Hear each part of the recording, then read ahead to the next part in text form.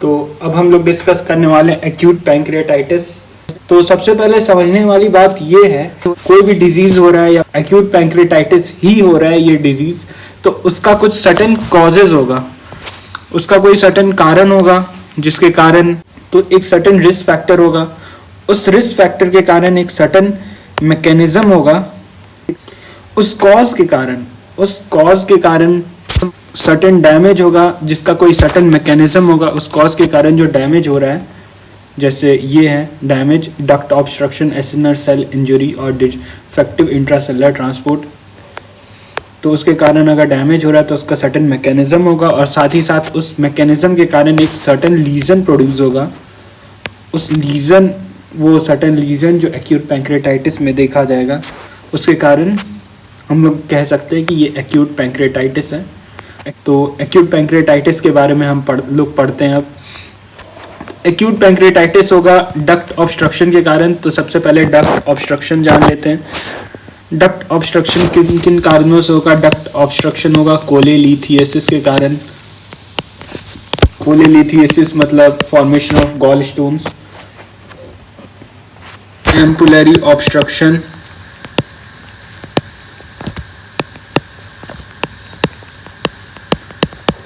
Pancreas का ampulla का obstruction हो जाएगा, तो उस कारण से क्रॉनिक एल्कोहलिज्म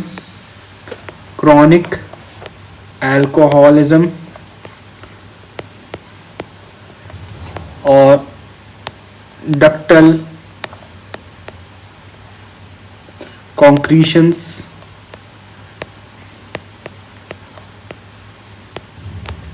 अब एसिनर सेल इंजरी भी कॉज है। एसिनर सेल इंजरी किस कारण से होगा? तो वो होगा अल्कोहल, ड्रग्स के कारण होगा, ट्रॉमा, इस्चीमिया यानी कि लो ब्लड सप्लाई, या फिर वायरसेस के कारण होगा, सर्टेन वायरसेस। और डिफेक्टिव इंट्रासेलुलर ट्रांसपोर्ट, ये होगा मेटाबॉलिक इंजरी के कारण,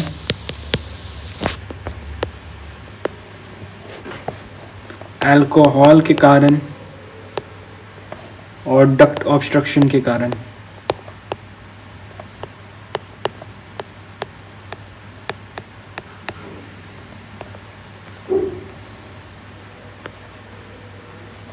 तो अल्कोहल तीनों के कॉजेज हैं।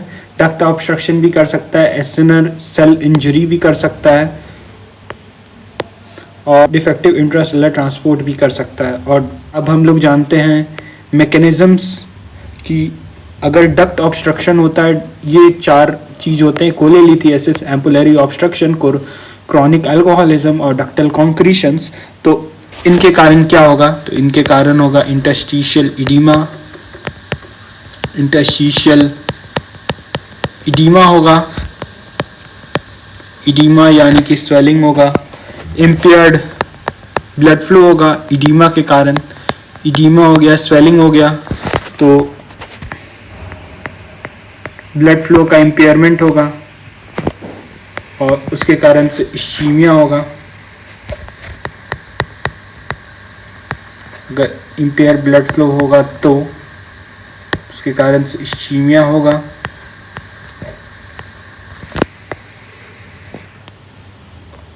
और इस्चीमिया लीड करेगा एसिनर सेल इंजरी को।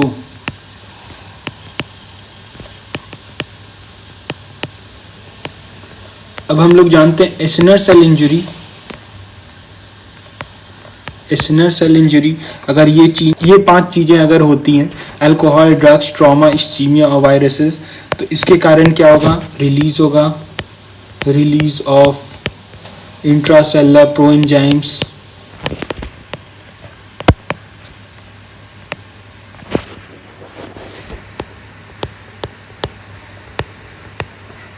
और लाइसोसोमल हाइड्रोलेजेस का लोग फंक्शन जानते ही होंगे। लाइसोसोमल हाइड्रोलेजेस ये सेल डेथ करा देता है। लाइसोसोम्स। और फिर इसके कारण क्या होगा, एक्टिवेशन होगा एंजाइम्स का, एक्टिवेशन ऑफ एंजाइम्स। इसके कारण एंजाइम्स का एक्टिवेशन होगा। अभी हम लोग दो चीज़ देख रहे हैं, डक्ट ऑब्स्ट्रक्शन हम लोग देख चुके हैं और एसिनर सेल इंजरी देख रहे हैं। तो एक्टिवेशन ऑफ एंजाइम होगा, या तो ये इंट्रा होगा या फिर एक्स्ट्रा सेलर होगा।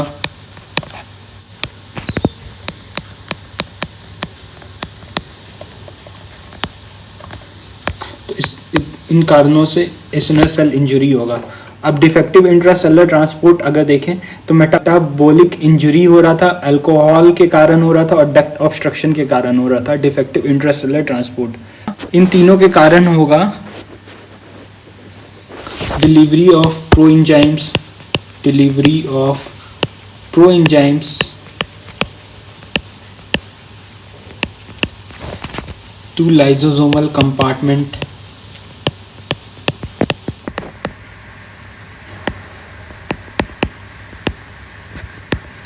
और इनके कारण होगा इंट्रासेलुलर एक्टिवेशन ऑफ एंजाइम्स।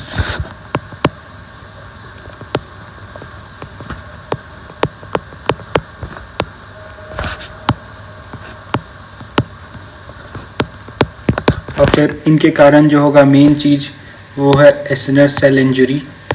तो ये हम लोग देख चुके हैं, एसिनर सेल इंजरी हो गया। अब एसिनर सेल इंजरी जब हो गया तब उसमें लीजन्स क्या क्या दिखेंगे। अब एसिनर सेल इंजरी सबसे पहले हम लोग समझते हैं, एसिनर सेल इंजरी होने के बाद क्या होगा, जो एंजाइम्स थे वो एक्टिवेटेड थे, तो एक्टिवेटेड एंजाइम्स हैं वो क्या करेंगे, वही लीजन्स प्रोड्यूस करेंगे। एक्टिवेटेड एंजाइम्स वो लीजन्स प्रोड्यूस करेंगे। तो लीजन्स क्या क्या प्रोड्यूस होंगे, लीजन्स होंगे जैसे इंटरस्टिशियल इन्फ्लामेशन और इडीमा, इंटरस्टिशियल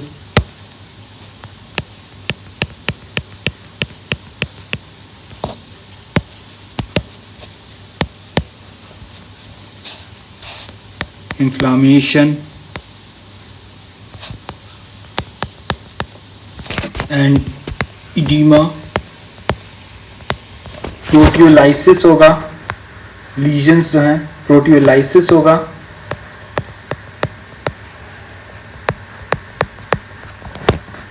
ये होगा प्रोटीएजेस के कारण,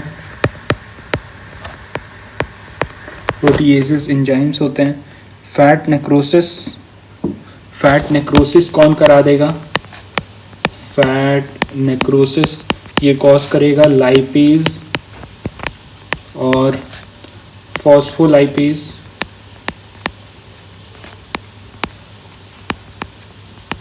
लास्टली हैमरेज, हैमरेज भी होगा जो कॉज करेगा हैमरेज, हैमरेज होगा इलास्टेज एंजाइम के कारण।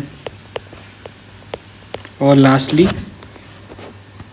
एक्यूट पैंक्रेटाइटिस हो जाएगा।